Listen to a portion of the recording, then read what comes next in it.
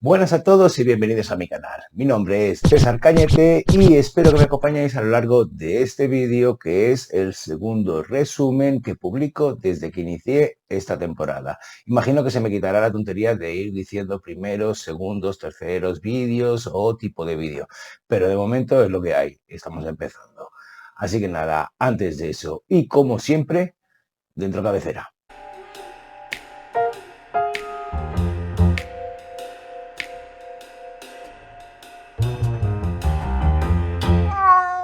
Bien, antes de empezar, quizá os sorprenda a los que seguís asiduamente este canal que de repente eche para atrás y os traiga un resumen, un wrap-up de junio, cuando ya os traje el wrap-up de verano, que sería agosto concretamente. Pero es que con el tiempo he ido adquiriendo la costumbre de cerrar las temporadas con un book haul, es decir, enseñando los libros que me voy a leer ese verano, y a la vuelta haciendo un resumen, un wrap-up de esos mismos libros. Y esto es lo que he reflejado en esta ocasión. Como en otras temporadas no solía hacer, esto lo empecé el año pasado, los wrap-ups, los resúmenes de mes en mes, sino que cogía y hacía 5 lecturas, 4 lecturas, wrap-ups o resúmenes de este tipo, porque como a mí se me entrecruzan lecturas profesionales de trabajo y me interrumpen las lecturas de ocio que os traigo aquí al canal, se me hacía un poco extraño o difícil en muchas ocasiones traeros los libros suficientes como para hacer un wrap-up consistente. Sin embargo, me he dado cuenta de que esto no es así, que tenía más que ver con una preconcepción mía que con una realidad. Y al final he acabado pasando por esto de ir haciendo las resúmenes, las lecturas, los wrap-ups de cada mes. Por eso también os digo que en este wrap-up de junio no lo voy a tener que partir porque no tuve tantas lecturas debido a que se entrecruzaron, como os decía, lecturas profesionales que me interrumpieron el flujo habitual de lecturas que, bueno, puede hacer que tenga que partir el vídeo en dos, o, nunca me ha pasado en tres partes, pero en dos sí.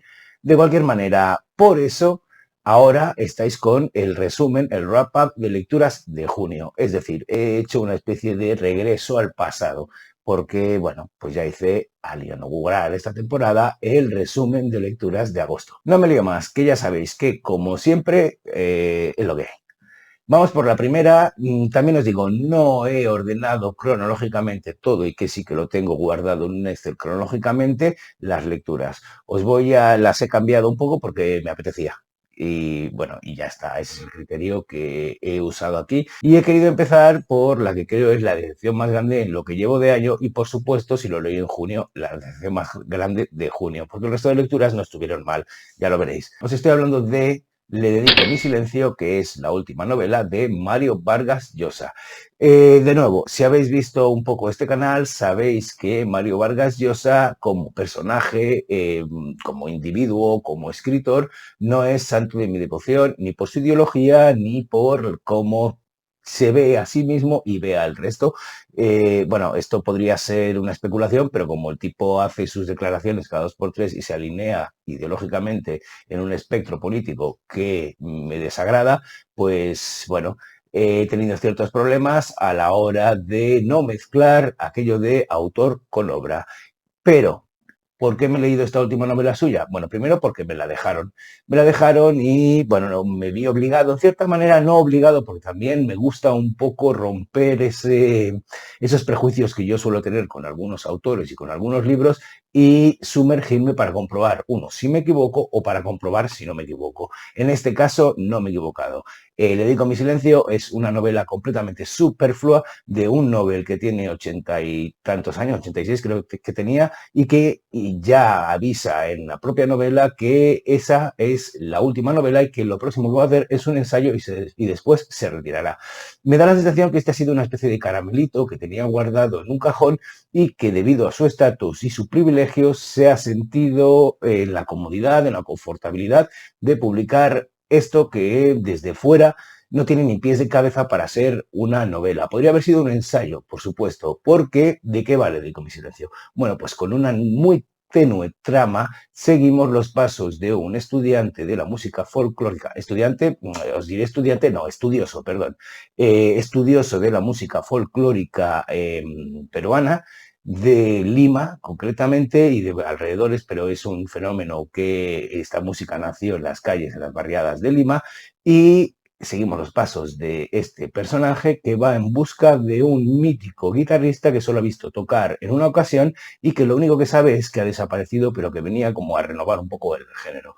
En este sentido ya me parece un poco, la historia que encuentra este guitarrista es una especie de historia self-made man, hombre hecho a sí mismo, peruano, que ya entronca con esa idea que tiene Vargas Llosa de individualismo y de que uno se basta y se sobra para sobresalir por encima de la multitud y este tipo de cosas que ya me repele un poquito.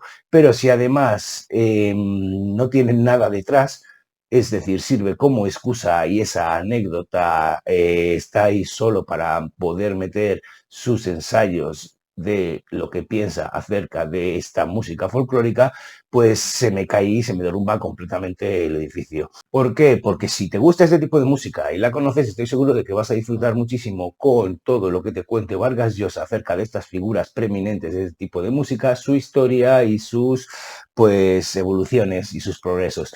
No tiene nada de malo, me parece genial que te pueda gustar eso y que puedas disfrutar de esta novela, entre comillas, o de las partes más de ensayo de esto que ha querido llamar novela. Porque si bien es cierto, también dejando meter aquí la morcilla, que Vargas Llosa hace muchos años que no fabula, que lo que hace es una especie de autoficción en la que hay o no, una novela sin ficción, como lo llama Javier Cercas, que por eso son tan colegas, que es pues como La fiesta del chivo, que ese me lo leí y me encantó, pero que lo que hace es trasladar una profunda documentación acerca de un tema, acerca de un hecho histórico, a una novela que se inventa las partes que quiere y que no, una especie de autoficción, solo que no narra su propia historia, sino la del personaje que esté examinando. Ya os digo, yo me he leído un par de libros de él, La tía Julia el escribidor y La fiesta del chivo, ambos muy disfrutables, muy disfrutores y me gustaron mucho y son los que me causan conflicto con esta figura como Mario Vargas Llosa, pero este Le dedico mi silencio, no, porque lo que quería ir a esto es una especie de ensayo de una música muy específica que si no te interesa no le vas a encontrar nada porque el desarrollo narrativo es fragilísimo y es súper tenue y en realidad no voy a decir que fue una pérdida de tiempo porque, bueno, porque se ve lo bien que escribe Vargas Llosa, eso es innegable, pero es una excepción. Así que, bueno, tuve la suerte de que me lo dejaron. Tuve la suerte de devolverlo en cuanto lo acabé de leer y tuve la suerte, entre comillas, de no batirme en duelo por este libro con la persona que me lo dejó porque a esa persona tampoco le había gustado. Y creo que tiene que ver sobre todo con lo que os decía de que es demasiado específico con esta música en concreto. Así que bueno, esa es mi decepción de junio y de lo que llevo de año. Es decir, un libro que ni me va ni me viene y que, bueno, yo creo que Vargas Llosa, a no ser que publicase otras cosas con un poquito más de interés, yo creo que ya se podría retirar y todo, qué sé yo. O por lo menos de la parte de lo que es ficción. Digo yo, ¿eh? No sé, que cada uno haga lo que quiera y él es libre, por supuesto, de hacer lo que quiera. Bueno, por eso también se van a gloria de ser una Dalit de la libertad, tal y como la entiende él. De cualquier manera, le dedico mi silencio, yo sí que le dedico mi silencio. Bueno, ya habéis visto que no, que llevo 5 minutos hablando de este libro, pero a partir de ahora no hablaré más de este libro. De Vargas Llosa es imposible decir o comprometerme a no hablar de él, pero nada, os dedico mi decepción. Le digo mi silencio, Mario Vargas Llosa. Bien, vamos con la segunda lectura de este mes de junio que me hace especial ilusión. Esto sí que os lo voy a poder enseñar en directo, que es este Irse y quedarse y volver, a ver si se ve bien la portada, de Jordi Junca, colega interesado en las mismas cosas, bueno, las mismas cosas, interesado en el mundo de la literatura como yo, que ha ejercido como profesor de creación literaria, que ha orientado todo su mundo profesional hacia la escritura, pues, profesional y académico, un poco como yo, y que esta es la primera novela que se ha decidido a publicar. esta novela es de los diferentes trabajos que yo le he leído, que todavía no ha publicado, porque esto lo hacemos mucho los que nos da por escribir, y es intercambiarnos los trabajos cuando los damos por finalizados entre unos y otros para que nos digamos qué es lo que nos ha parecido, qué es lo que no nos ha parecido, etcétera, etcétera. Esta es la más narrativa en el sentido de la más ficcional o la que es más clásica, que presenta una serie de elementos como una introducción, un desenlace, un desarrollo de personajes, un narrador que no, bueno, no voy a decir que no engaña, pero al final es un narrador en primera persona y eso te puede engañar siempre porque no es un narrador omnisciente que lo sabe todo, etcétera, etcétera, en comparación a otros trabajos que todavía no ha publicado, que son mucho más, como os diría, no sé si experimentales o más metaliterarios o juegan mucho con un montón de conceptos actuales como las redes sociales, la inteligencia artificial, este tipo de avances tecnológicos que nos están cambiando la vida en muchos sentidos y su impacto en la literatura y en cómo vamos a ir evolucionando a la hora tanto de consumir, entre comillas, no me gusta utilizar la palabra consumir en literatura, pero bueno, en disfrutar de la literatura o cómo nos va a afectar. Pero volvamos para atrás y vayamos a este irse y quedarse y volver, que es una novela, como os decía, de corte clásico en la que tenemos un protagonista que es el que nos narra la historia y que empieza en un momento de su vida inflexivo. Esto me gusta mucho decirlo porque, bueno, un punto de inflexión es el punto exacto en el que cambia una curva de un lado a otro. Si estás de subida empieza a bajar, si estás de bajada empieza a subir. Es decir, es un momento de crisis, es un momento en el que cambian las cosas tanto para bien como para mal. Y el personaje de esta novela experimenta un punto inflexivo en las primeras páginas que le obliga a tomar una serie de decisiones que se juntan con un pasado familiar y una herencia. Ha coincidido que preparamos una presentación de este libro hace pocas semanas y justo tenemos un chat en común y hablábamos de, bueno, yo había ido al cine a ver una película que está teniendo mucho éxito, que se titula Casa en Flamas, y él trajo a colación que tenía cierta similitud con esta novela y tiene razón, porque aquella es una novela familiar en la que van a vender la casa de una abuela por una necesidad. En este sentido, aquí tenemos algo similar.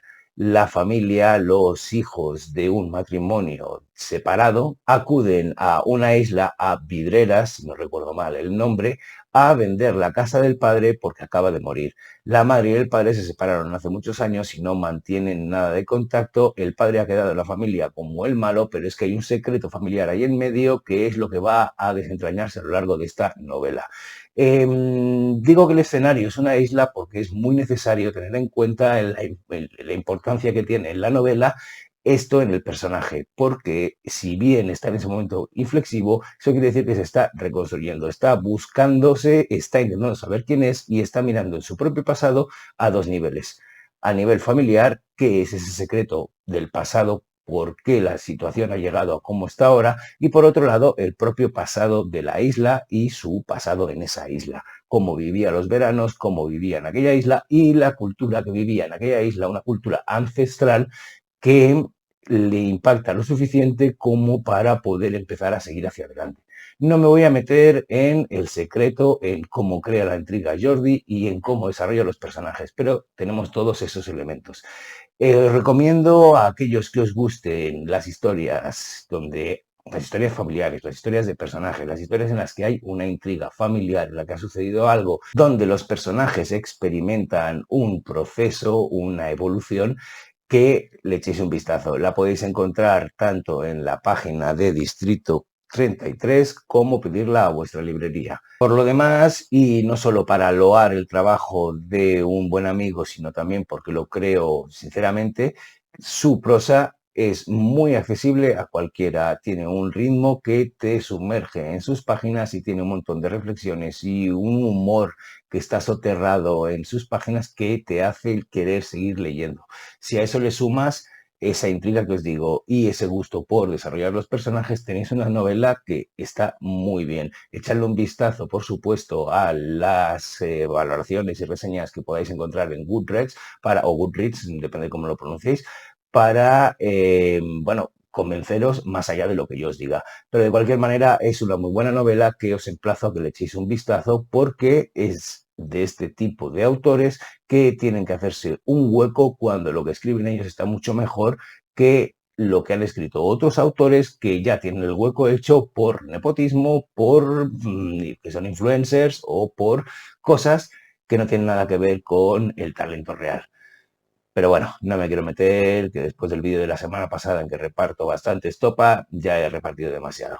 Esta es una buena novela, este es un buen libro y, por supuesto, lo que os decía, es un plazo de echarle un vistazo. Irse y quedarse y volver de Jordi Junca. Bien, voy a continuar con mi tercera lectura, con el tercer título del que os voy a hablar, que es La mujer fugitiva de Alicia Jiménez Barlet, una autora española cuya detective preeminente es Petra Delicado. Yo llevaba bastante tiempo detrás de leerme algo de Alicia Jiménez Barlet porque es novela negra y porque es una autora y porque es española. Pero no es el primer libro que me dio de ella porque empecé con Donde nadie te encuentre, que es una especie de ficción histórica que sucede en la época de los maquis, es decir, después de la Guerra Civil Española, en la que un personaje histórico real se echó al monte y nos cuenta su historia a través de dos personajes que van a intentar encontrarlo. Pero claro, no es novela negra, aunque tenga una estructura que, claro, Alicia Jiménez Barlet aprovecha sus conocimientos y su buen hacer para imbuir a esa ficción histórica de los mismos rasgos que hacen que llame la atención en la novela negra. Así que me lancé posteriormente a La mujer fugitiva, que es la última de los volúmenes de esta saga de Petra Delicado. Bien, yo creo que he hablado de esta novela en algún book tag, es que ya se me juntan tantos vídeos y tantos libros que hay veces que no recuerdo o que se me pasa completamente si he hablado o no del libro en cuestión. En este caso creo que hablé de ella en un book tag y no profundicé mucho o la nombré por encima, por eso tampoco se me han caído los anillos, así aquí a la hora de contaros un poquito más en este otro vídeo y hablaros de mi experiencia de lectura. Bien, aquí tenemos una cosa que me ha encantado y que está un poco en oposición a lo que suele funcionar muy mucho en los thrillers y la novela negra española actual. Y es que tenemos un caso normal, un caso sencillo, un caso en el que hay un asesinato en un grupo de food trucks para contarnos una historia de un asesinato de uno de los que lleva esta food truck. Hasta aquí no tenemos ni asesinos psicópatas que tienen detrás una confabulación mundial a lo malo de James Bond, ni son superpoderosos, ni son omniscientes, ni etcétera, etcétera, etcétera. Aquí tenemos un caso que podría bien suceder eh, para cualquiera, o podría bien haber sucedido, y cualquiera de nosotros es testigo si se pone a escuchar cualquier podcast de True Crime en el que nos cuenten un caso que sucede en alguna de nuestras ciudades, ya sea Crims, como en Cataluña Radio o Carles Porta, ya sea en Criminopatía con Clara Tiscar. Son casos que están aterrizados y eso me encanta. Por otro lado, me encanta Petra Delicado. Me parece una mujer con una trayectoria muy bien definida y que además esa trayectoria vital se refleja muy bien en su comportamiento y en cómo es. En ese sentido, creo que es un acierto lo que ha hecho Alicia Jiménez Barlet con su heroína, porque de nuevo tampoco la ha dotado de, pues no sé, unos puños fuera como Mazinger Z o algo completamente irreal para llamar la atención a nivel efectista y pues eso, lo que hacen los thrillers españoles actuales. No, aquí tenemos una inspectora de la Policía Nacional que está con un caso que tiene problemas en su matrimonio, que tiene problemas de jurisdicción, que tiene problemas a la hora de que le hagan, no que le hagan caso, pero que ella se sabe que es muy terca y se sabe sus puntos débiles y sus puntos fuertes.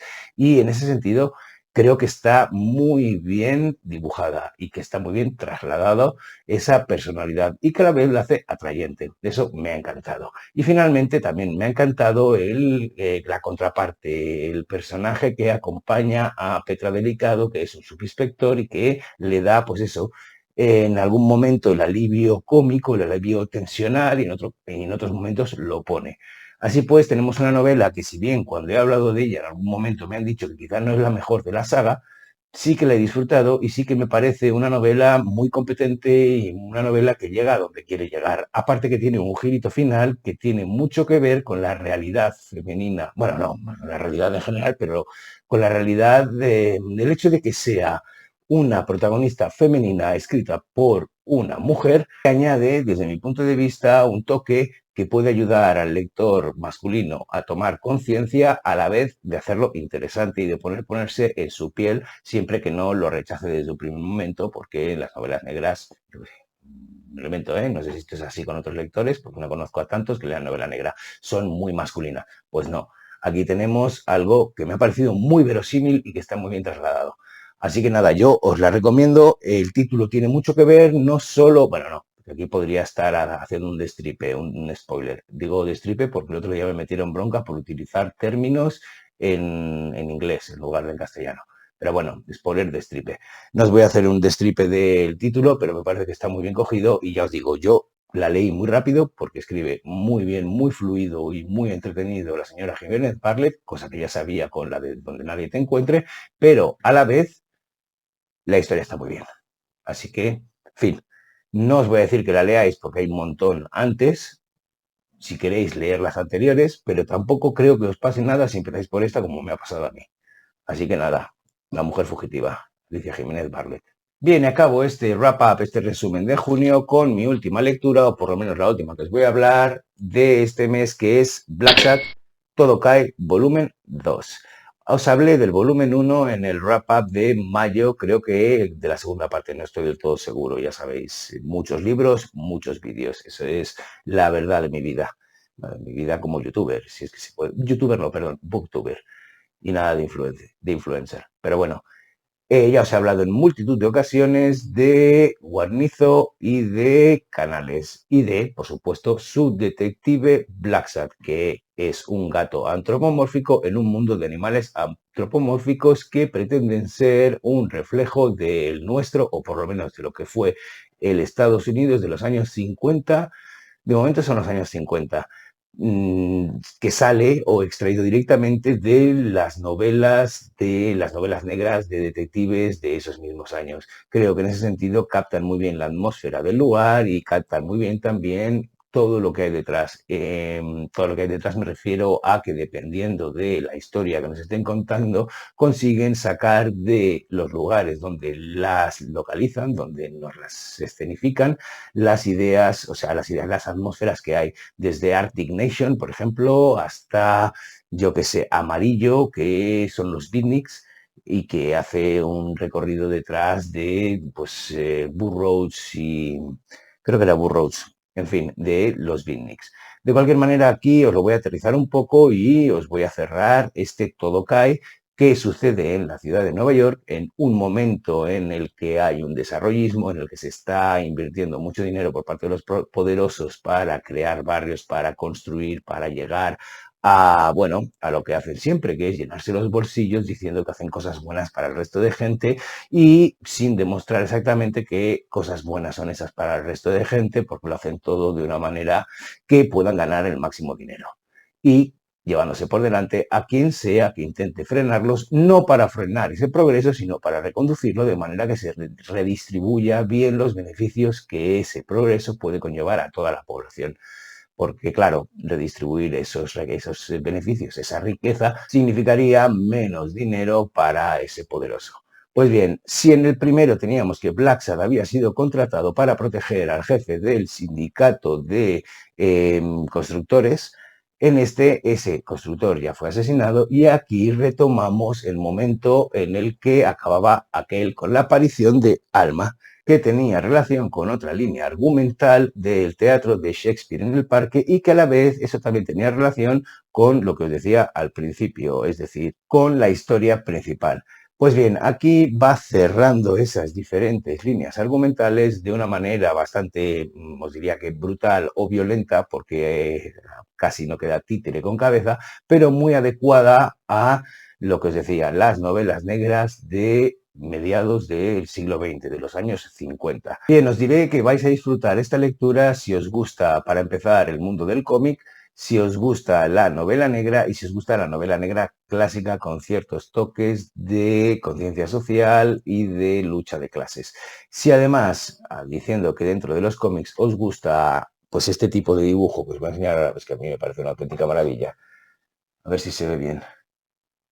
Expresivo, hay un estudio de personajes detrás, de posturas, de diálogos. Aquí se confabulan perfectamente lo que es el estudio de personajes, las líneas de diálogo, la psicología de los personajes, con la expresividad y la fuerza de los dibujos. Es una auténtica maravilla y es un lujo leerlo. Lo último que añadiré es que yo estos libros, estos álbumes, me los compré en la última feria del cómic, los dos últimos a la vez.